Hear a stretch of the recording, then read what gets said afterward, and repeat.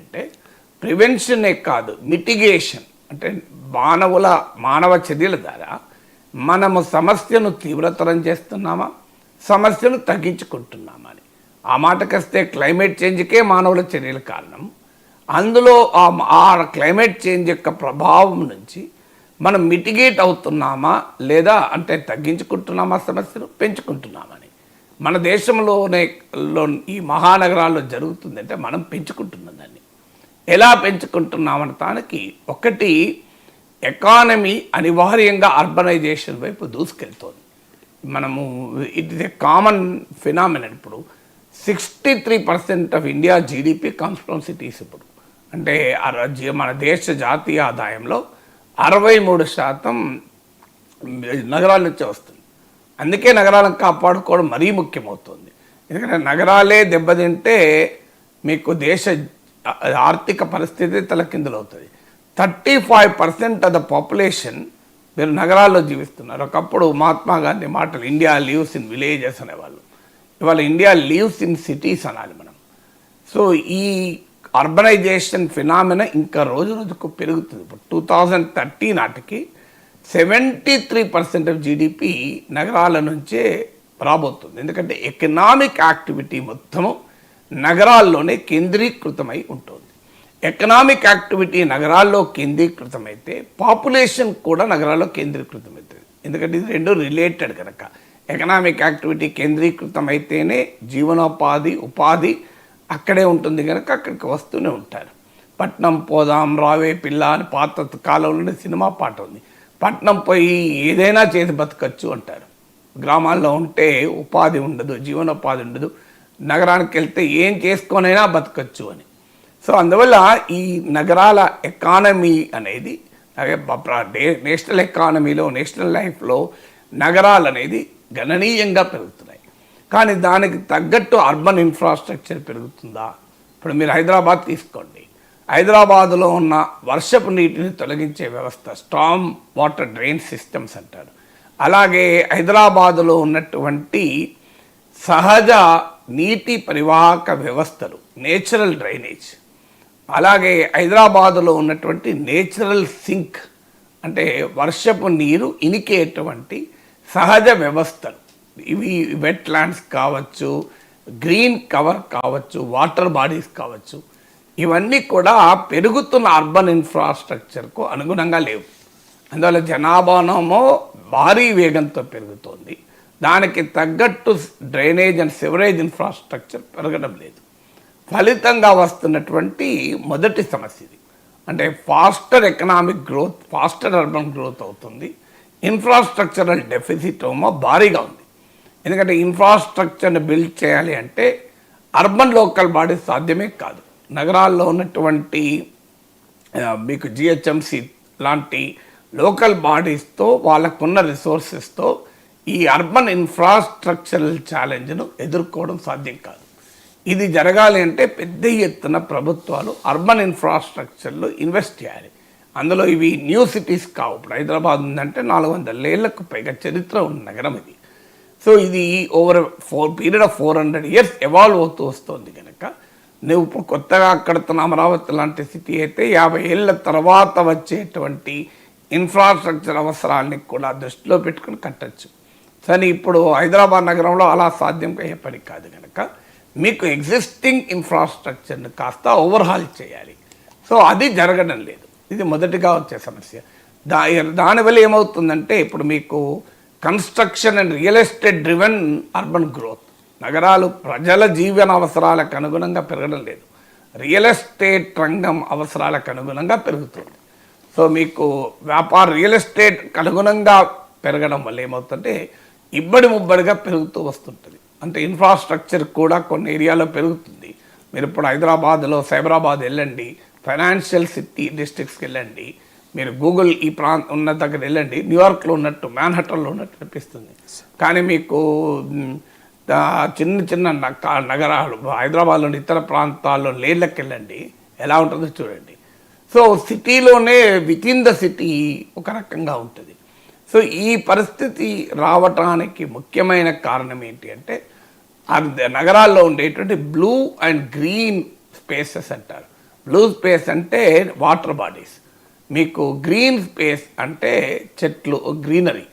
ఈ రెండు రోజు రోజుకు తగ్గిపోతున్నాయి. అందుకే ఈ మధ్యకాలం ఇప్పుడు బతుకమ్మ కుంటను రివైవ్ చేసి ప్రారంభిస్తున్నారు చూడండి. సో ఒకప్పుడు ఈ మీకు రకరకాల Hyderabad was consider city of lakes, సరస్సుల చెరువుల నగరం ఇది. కానీ ఇవాళ మురికి కుప్పాలుగా మారిపోయాయి, డ్రైనేజ్ కుప్పాలుగా మారిపోయాయి. ఢిల్లీ అయితే యమునా నదినే మురికి కూపంగా మార్చేది. యమునా నదిలో మురికి నురుగొస్తుంది. అంతటి స్థాయిలో మనం వాటర్ బాడీస్ని కంటామినేట్ చేసాం. ఏ దేశం అన్నది? మన దేశము, మన ధర్మంలో పంచభూతాలను మనం పూజిస్తాం దేవుళ్ళలాగా. పంచభూతాలను పూజించడం అనేది హిందూ ధర్మం యొక్క స్వభావం. మీకు భూమి, నీరు, గాలి, ఆకాశము, మనం వీటిని పూజిస్తాం. గౌరవించడం కాదు. భూమాత అంటాం, మనం వాయుదేవుడు అంటాం. మనకున్న మతంలోనే ధర్మం. కానీ మనం ఏం చేస్తున్నాం? పంచభూతాలనే పూజించేటువంటి హైందవ ధర్మంలో బతుకుతూ పంచభూతాలను కలుషితం చేస్తున్నాం మళ్ళీ మతం పేరిట.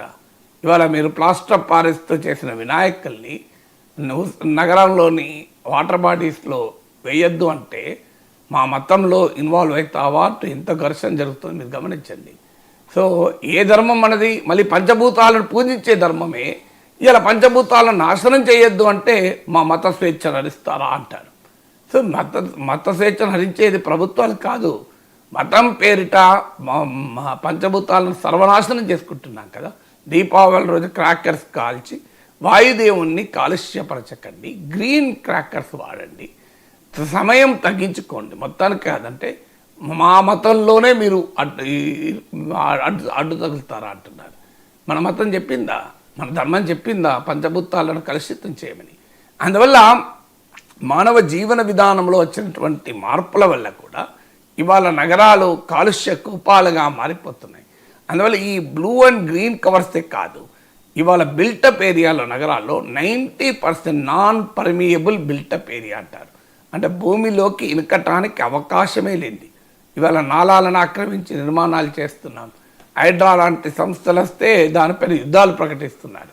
సో హైడ్రా తప్పు చేస్తే ప్రశ్నించాలి, హైడ్రా పేదవారిపైన జులుం చూపిస్తే ప్రశ్నించాలి, హైడ్రా నోటీసులు ఇవ్వకుండా కూలిస్తే ప్రశ్నించాలి. కానీ హైడ్రా లాంటి వ్యవస్థే అదేదో దేశద్రోహ వ్యవస్థలాగా మనం మాట్లాడుతున్న తీరు, నాయకులు మాట్లాడుతున్న తీరు చూస్తున్నాం కదా. సో అంటే మీరు అక్రమ నిర్మాణాలని మనం ప్రశ్నించకూడదు. మీరు ఇష్టం వచ్చినట్టుగా సహజ పరివాహక వ్యవస్థ, నీరు పళ్ళ మెరుగు అంటారు. నీరు ఆటోమేటిక్గా నీకు డౌన్కి వెళ్తుంది. కానీ నీటిని అడ్డుకుంటున్నాం మనం. అడ్డంగా అడ్డుకున్న తర్వాత అవి ఎక్కడికి పోవాలి? ఇళ్ళకి రాకపోతే. దీనివల్ల నష్టపోయేది ఎవరు? మళ్ళీ నష్టపోయేది పేదవారు, లోయర్ మిడిల్ క్లాస్. ఇప్పుడు హైదరాబాద్ మొత్తం వరదలు వచ్చినా నాకేమీ కాదు, ఎందుకంటే నేను 19th ఫ్లోర్లో ఉంటాను, హైరైజ్ బిల్డింగ్లో ఉంటాను. నాకేమవుతుంది? ఏమీ కాదు కదా. 19వ అంతస్తులో ఉన్నా నేను. 19వ అంతస్తు దాకా హైదరాబాద్లో అయితే వరదలు రావు కదా. కానీ ఎవరు దెబ్బతింటున్నాడు? ఆ రోడ్డు పక్కన వ్యాపారం చేసుకునే వాళ్ళు అన్యాయం అవుతున్నారు. నేను 19th ఫ్లోర్లో ఉండి నా ఇంట్లోనే ఉన్న స్టూడియోలో నేను బ్రహ్మాండంగా వీడియోలు చేసుకుంటాను. నా జీవనోపాధికి ఏ రకమైన అడ్డంకి లేదు, నా లైఫ్కి ఎలాంటి ఇబ్బంది లేదు. నేను ఆన్లైన్లో బుక్ చేసుకుంటాను. పాపం వాళ్ళు వర్షంలో తడుస్తూ వరదల్లో ఈదుతూ నా ఇంటికి వస్తువులు తెచ్చిస్తారు. రేపు మాపో డ్రోన్ల ద్వారా కూడా తెచ్చిస్తారు. సో నాకేమీ బదులు నా జీవితం బ్రహ్మాండంగా ఉంది. కానీ ఆవేదన ఏంటి? దీనివల్ల ఎవరు దెబ్బతింటున్నారు? ఆ రోడ్డు పక్కన చిరు వ్యాపారి దెబ్బతింటున్నాడు. ఒక చిన్న గుడిసెలోనో చిన్న ఇంట్లోనో ఉండేటువంటి పేదవాడు ఇబ్బంది పడుతున్నాడు. లోయర్ మిడిల్ క్లాస్ ఇబ్బంది పడుతున్నాడు. నడుచుకుంటూ రావాలి. నాకేముంది, కారులో కూర్చుంటాను. ఆ కారు లోపలికి వాటర్ రానంత కాలం నాకు ఇబ్బంది లేదు కదా. ఆ వాటర్ వచ్చే పరిస్థితి వస్తే నేను ఇంట్లోనే ఉంటాను, బయటికే రాను. ఇంట్లో ఉండి నా ఆఫీస్ వర్క్, నా పని చేసుకోవచ్చు. నా జీవితానికి ఇబ్బంది లేదు. అంటే అర్థం ఏంటి? ఈ అర్బన్ డిజాస్టర్ ఒక అప్పర్ మిడిల్ క్లాస్, రిచ్ క్లాస్ని ఏమీ చేయదు. చేసేదల్లా లోయర్ క్లాసెస్ను, ఎకనామిక్ స్టేటాలో దిగువ ఉన్న వారిపైన ఎక్కువ ఇబ్బంది పెడుతుంది. కానీ ఈ పరిస్థితి కారణం ఆ లోయర్ క్లాస్ కాదు. ఈ లోయర్ క్లాసు పెద్ద ఎత్తున కన్స్ట్రక్షన్ భూమికి వాళ్ళ కారణం కాదు. అంటే వాళ్ళు కారణం కాదు. వాళ్ళు ఏం ఫామ్ హౌజులు కట్టుకొని ఆక్రమించుకోలేదు. వారు పెద్ద పెద్ద భవనాలు నిర్మించుకొని నాలాలను ఆక్రమించుకోలేదు. ఎస్, కొంతమంది నాలాల్లో నాలాల పైన చిన్న చిన్న ఇల్లు కట్టుకోవచ్చు. వాళ్ళకి మీరు పునరావాసం కల్పించండి, వాళ్ళు అడ్డుకుంటే వాళ్ళ పునరావాసం కల్పించండి. కానీ తప్పు చేసేది ఒకరు, శిక్ష అనుభవించేది మరొకరుగా మారిపోతున్నారు. సో అందువల్ల కాంక్రీట్ అరణ్యాలుగా మారిపోతున్నాయి. ఇంకుడు కుంటలు లేవు. నేను ఎమ్మెల్సీగా ఉన్న రోజుల్లో మాకు ఈ ఇంకుడు కుంటల పైన రంగారెడ్డి కలెక్టర్ ఆఫీస్లో ఒక మీటింగ్ జరిగింది. ఒక రకంగా వర్క్షాప్, ఎమ్మెల్యేలను ఎమ్మెల్సీలను కూడా పిలిచారు, ఆఫీసర్స్ అంతా వచ్చారు. ఒక 2 గంటలు అయిపోయాక నాకు ఎందుకో డౌట్ వచ్చింది. అసలు కలెక్టరేట్ ఆఫీసులో 2 గంటల నుంచి ఇంకుడు గుంటల శాస్త్రీయత, ఇంకుడు గుంటల ఆవశ్యకత పైన కలెక్టర్ మాట్లాడాడు, జిల్లా పరిషత్ సిఇఓ మాట్లాడారు, మా ఇన్ఛార్జ్ మినిస్టర్ మాట్లాడాడు. అన్నైనాక నాకు డౌట్ వచ్చి అడిగాను, సరే ఈ కలెక్టర్ ఆఫీస్లో ఎక్కడ ఇంకుడు గుంట ఉందా అంటే లేదని చెప్పారు. అంటే ఇంకుడు గుంట కలెక్టర్ ఆఫీస్లో ఎక్కడా లేదు, కానీ కలెక్టర్ ఆఫీస్లో కూర్చొని ఇంకుడు గుంటల ప్రాధాన్యత మీద ఉపన్యాసాలు ఇచ్చుకుంటున్నాం. ఎంతటి హిపోక్రసీ మీరు చూడండి. అందువల్ల ఒక ప్రొఫెషనల్ ప్లాన్కి గౌరవం లేదు. ఒక స్టామ్ వాటర్ డ్రైన్ సిస్టమ్ పైన ఎమ్మెల్యేలు, ఎమ్మెల్సీలు, ఎంపీల మీటింగ్ జరిగింది. మీకు ఐఐటి నుంచి ఎక్స్పర్ట్స్ని పిలిచారు. వాళ్ళు చాలా ఇంట్రెస్టింగ్గా ప్రపంచ నగరాల అనుభవాలు అవన్నీ కూడా స్లైడ్ షోతో మాకు పవర్ పాయింట్తో ప్రజెంటేషన్ చేస్తున్నారు. ఎంతో విజ్ఞానదాయకంగా ఉంది. వచ్చిన వాళ్ళు urban expert, urban planning experts, అది కూడా ఐఐటి ఎక్స్పర్ట్స్, ఇంటర్నేషనల్గా ఉన్న నగరాల అనుభవాలు చెప్తున్నారు. కానీ మన ఎమ్మెల్యేలలో ఎవరు మధ్యలో క్వశ్చన్ అడుగుతాడు, తెలియదు ఒక క్వశ్చన్. ఇంకో ఎంపీ, ఎమ్మెల్సీ అసలు వీళ్ళు మాట్లాడడం ఎక్కువైపోయింది, ఎక్స్పర్ట్స్నే మాట్లాడియలే. ఒక గంట సేపు చూశాక నేను అసలు మనం ఎక్స్పర్ట్ల క్లాస్ చెప్తున్నామా, ఎక్స్పర్ట్లు చెప్పింది మనం వినడానికి వచ్చామా అని అన్న తర్వాత కాస్త ఇక మా ఇన్ఛార్జ్ మినిస్టర్ని మీరు ఆగండి ఆయన వాళ్ళ ఎక్స్పర్ట్ చెప్పండి ఏంటి అన్నాడు. ఎక్స్పర్ట్స్ ఒక అర్ధ గంట కూడా చెప్పలే, సగం మంది ఖాళీ అయిపోయారు, లేని కూడా లేరు. అంటే వాళ్ళకేంటి గోళా, ఎమ్మెల్యేలు, ఎంపీలు, ఎమ్మెల్సీలకు మేము మాట్లాడుతాం, పేపర్లో రావాలి. అక్కడ మీడియా వాళ్ళు ఉన్నారు కదా, అంటే చూడు పలానా వాడు మాట్లాడిండో తెల్లారి పేపర్లు రావాలి. ఆ ఎక్స్పర్ట్ చెప్పింది అంటే నాకేం లాభం అని. ఇది పొలిటికల్ సిస్టమ్. అంటే ఒక ప్రొఫెషనల్ ఎక్స్పర్టీస్కి విలువ ఇవ్వని, మాకే అన్నీ తెలుసని ఆలోచించి మేమే మాట్లాడాలి, మేము చెబితే ఎక్స్పర్ట్ తినాలి అనే రాజకీయ వ్యవస్థలో మనం బతుకుతున్నాం. కొన్ని విషయాల్లో it is not the political leadership కాదు, పొలిటికల్ లీడర్షిప్ ఇవ్వాలి. ఇప్పుడు స్టామ్ వాటర్ డ్రైన్ ఎలా ఉండాలని మన హైదరాబాద్ ఇన్ఛార్జ్ మినిస్టర్ చెప్తే కరెక్టా? హైదరాబాద్ ఇన్ఛార్జ్ మినిస్టర్ ప్రజల నుంచి వచ్చిన ఫీడ్బ్యాక్ ఆధారంగా ఒక లీడర్షిప్ ఇవ్వాలి. చేయాల్సింది ప్రొఫెషనల్ ఎక్స్పర్ట్ చేయాలి. కానీ మన పొలిటికల్ కల్చర్ ఎలా చేయదు, అన్నీ నాకే తెలుసు అనుకుంటారు. అది నీటిపారుదల ప్రాజెక్ట్ డిజైన్ అయినా నేనే చెప్తా, అది దేవాలయం వాస్తు అయినా నేనే చెప్తా, శిల్ప సంపద అయినా నేను, అది నగర అభివృద్ధి ప్రణాళికైనా నేనే చెప్తాను. నేను చెప్తాను విను అంతే. ఈ political culture, top down political culture వల్ల కూడా అర్బన్ ప్లానింగ్ ఎఫెక్ట్ అవుతుంది. So urban land use policy అని ఉంటుంది. అంటే దేనికి రెసిడెన్షియల్ యూజ్కు ఎంత ల్యాండ్ వాడాలి, ఇండస్ట్రియల్ యూజ్కి ఎంత వాడాలి, సివిక్ ఇన్ఫ్రాస్ట్రక్చర్కి ఎంత వాడాలి. ఇప్పుడు అది ఎక్కడన్నా ఉందా? ఇష్టం వచ్చినట్టుగా ల్యాండ్ యూజ్ పర్మిషన్లు ఇచ్చేస్తారు, పొలిటికల్ ఇన్ఫ్లుయెన్స్లతో, డబ్బుల ప్రభావంతో. లేదనుకుంటే ఏమైనా పొరపాటున కాస్త ల్యాండ్ మిగిలింది అంటే ప్రభుత్వం ఆక్షన్ చేస్తుంది, దాని నుంచి డబ్బులు కావాలి, దాని నుంచి రేషన్ బియ్యం ఇవ్వాలి. వీళ్ళు ఇచ్చే ప్రజల గొంతమ్మ కోరికలకు, ఓట్ల కొరకు ప్రభుత్వాలు ఇచ్చే హామీలు తీర్చడానికి విలువైనటువంటి ప్రభుత్వ భూముల్ని అమ్మకానికి పెట్టాలి. ఇది కదా, ఇది మన డెమోక్రసీ పేరిట జరుగుతున్న దుర్మార్గం ఇది. సో డెమోక్రసీలో ఇర్రెస్పాన్సిబిలిటీ ఉంటే ఇట్లే ఉంటుంది. మనం ఎక్కడ పోతున్నాం? సో అందువల్ల ఇప్పుడు మీకు ప్రపంచంలో మహానగరాలు చూడండి, అర్బన్ ఫారెస్ట్రీ అని ఉంటుంది. అంటే నగరం మధ్యలో మంచి చిక్కని అడవి ఉంటుంది. అది దానివల్ల లాభం ఏంటి అంటే పర్యావరణం, అర్బన్ ఎన్విరాన్మెంట్ బాగుంటుంది. ఇప్పుడు మన దగ్గర అర్బన్ ఫారెస్ట్ ఎక్కడ ఉందా? ఉన్న చెట్లు నరికేసుకుంటున్నాం, 100 ఏళ్ల కింద చెట్లు. చేవల దగ్గర చెట్లను చూడండి, 100 సంవత్సరాల కింద ఉన్న చెట్లను కూడా మనం తెగ నరికి పెరికేస్తున్నాం, బనియన్ ట్రీస్ అన్నింటినీ. అవి historical evidence, hundreds of years కిందటి. అందువల్ల ఏం జరుగుతుంది అంటే, మరి ఇది food and agriculture organisation FAO urban agriculture ఉండాలని చెప్పింది. అంటే నగరం మధ్యలో ఒక పెద్ద కూరగాయల గార్డెన్ ఉండాలి. ఉందా హైదరాబాద్లో? మీరు ఎక్కడన్నా ఒక నగరం మధ్యలో ఒక పెద్ద కూరగాయల గార్డెన్ అంటే ఏం లాభం అంటే, వాటర్ అక్కడ ఇరికిపోతుంది, ఒకటి లాభం. 2 గాలి ఫ్రెష్ అవుతుంది మొక్కల వల్ల. 3 మంచి కూరగాయలు, ఫ్రెష్ వెజిటబుల్స్ దొరుకుతాయి మనకు. తర్వాత ప్రజలకు అర్బన్ పూర్కి ఉపాధి దొరుకుతుంది. అలాగే మీకు సరసమైన ధరలకు కూరగాయలు దొరుకుతుంది. ఎక్కడ ఉందా? ఒకప్పుడు మీరు హైదరాబాద్ చుట్టూ ద్రాక్ష తోటలు, మల్లెపూల తోటలు ఉండేవి. ఇప్పుడు ఎక్కడన్నా ఉన్నాయా? రియల్ ఎస్టేట్ పడవ భూములు ఉన్నాయి ఇప్పుడు హైదరాబాద్ చుట్టూ. సో అర్బన్ ప్లానింగ్ ఎంత ఘోరంగా దెబ్బతిందో చూడండి మీరు. హైదరాబాద్ చుట్టూ వర్షం పడితే మీకు ఆ ద్రాక్ష తోటల్లో ఇనికిపోయేది, ఆ మల్లెపూల తోటల్లో ఇనికిపోయేది. మీరు ఇలా ఆ నీళ్ళన్నీ హైదరాబాద్కే రావడం తప్ప మార్గాలు లేని పరిస్థితి తెచ్చుకుంటున్నాం కదా. సో అందువల్ల ఎప్పుడైతే మనం ఈ మన జీవన విధానం పేరిట నాశనం చేసుకుంటున్నామో ప్రకృతి ప్రకోపిస్తుంది. ప్రకృతి తప్పే ఉన్నది. మనం ఇప్పుడు అడవులు మనం నరికేసి వన్యమృగాలు ఉండేటువంటి ప్రాంతాల్లోకి మనం వెళ్తే అవి మన ప్రాంతాల్లోకి వస్తున్నాయి. అందుకే పేపర్లో చూస్తారు హైదరాబాదులో చిరుత కలకలం. ఇది ఒక వారం రోజులకు 15 రోజులకు ఒకసారి పేపర్లు వస్తాయి చూడండి. హైదరాబాదులో చిరుత కలకలం, మంచి రేవుల్లో కనిపించిన చిరుత. సో ఈ హడలెత్తిన స్థానిక ప్రజలు, అడవి శాఖకు విజ్ఞప్తులు. ఇదంతా రోజు మన పేపర్లో చూసుకోవాలి. సో ఈ పరిస్థితి మనం ఎందుకు తీసుకొస్తున్నాం? తర్వాత పబ్లిక్ ట్రాన్స్పోర్ట్ 70% ఉండాలి. ఉంటే నీకు రోడ్లు ట్రాఫిక్ ఫ్రీ ఉంటుంది.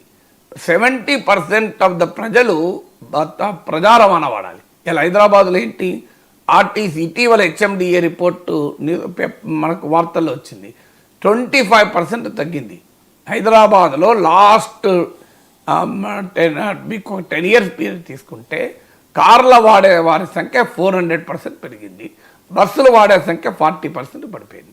ఇవాళ ఆర్టీసీ పైన బస్సుల్లో ప్రయాణం చేసే వాళ్ళు ఓన్లీ 25%. ఇక మెట్రో కూడా కలుపుకున్నా కూడా 30-35% మించి, అంటే ఉండాల్సిన నామలో సగం కూడా లేరు. మరి ఇది ఏ రకమైనటువంటి అర్బన్ డిజాస్టర్ కారణమవుతుంది? నగరాలు 70% పబ్లిక్ ట్రాన్స్పోర్ట్ పైన ఉంటేనే ఆ నగరం ఎఫెక్టివ్గా ఉంటుంది అని. కానీ 30-35% కూడా ఇవాళ అర్బన్ ట్రాన్స్పోర్టు పబ్లిక్ ట్రాన్స్పోర్ట్ మీద లేరు. అందువల్ల ఒకప్పుడు మీకు హౌసింగ్ అనేది ఒక ప్రభుత్వ సోషల్ రెస్పాన్సిబిలిటీగా ఉండేది. మీరు హైదరాబాద్ నగరంలో చూడండి, మీకు నిజాం టైంలోనే వరదలు వస్తే నిర్వాసితులకు కాచిగూడ ప్రాంతంలో మీకు ఇండ్లు కట్టి పెట్టారు ఆ రోజుల్లోనే. తర్వాత మనకు Kukatpally housing board, Mozamjahi market, Mozamjahi housing board, మీరు మౌలాలి హౌసింగ్ బోర్డు, మీకు ఇక్కడ సంజీవరెడ్డి నగర్లో హౌసింగ్ బోర్డులు, ఎన్ని హౌసింగ్ బోర్డులు ఉండేవి చూడండి. లాస్ట్ 20-30 yearsలో హైదరాబాద్ నగరంలో వచ్చిన ఒక్క హౌసింగ్ బోర్డు కాలనీ చూపెట్టింది నాకు. మీకు Bagh Lingampally housing board, LIG, MIG, HIG అని. ఎందుకు? ప్రభుత్వాలు గృహ నిర్మాణ బాధ్యత నుంచి బయటికి వెళ్ళి రియల్ ఎస్టేట్ కప్పచెప్పేశారు. అందుకే హైదరాబాద్ నగరంలో పెద్ద పెద్ద విల్లాలు వెలుస్తున్నాయి, ఆకాశ హర్మ్యాలు వెలుస్తున్నాయి. కానీ సామాన్య మధ్యతరగతి వర్గానికి ఇండ్లు కాలనీలు లేవు. ఒకప్పుడు ప్రభుత్వమే ప్రోత్సహించే హౌసింగ్ బోర్డు ద్వారా ప్రోత్సహించిన కాలనీలే కదా నేను చెప్పిన మీకు. మొత్తం హైదరాబాద్ అంతటా కూడా కూకట్పల్లి, సంజీవరెడ్డి నగర్, మౌలాలి, బాగ్లింగంపల్లి, ముజుందాయి మార్కెట్, ఇవన్నీ కూడా హౌసింగ్ బోర్డు నాకు ఇమీడియట్గా గుర్తొచ్చినాయి చెప్పాను. ఇంకా నాకు గుర్తురానికి కూడా ఉండొచ్చు కదా. సో ఇవన్నీ ఇన్ని హౌసింగ్ బోర్డులు వచ్చి ఇప్పుడు ఎక్కడ పోయింది? అంటే ప్రభుత్వాలు వ్యాపారాలు చేస్తున్నాయి, భూములు అమ్ముకుంటున్నాయి. ప్రభుత్వాలు వ్యాపార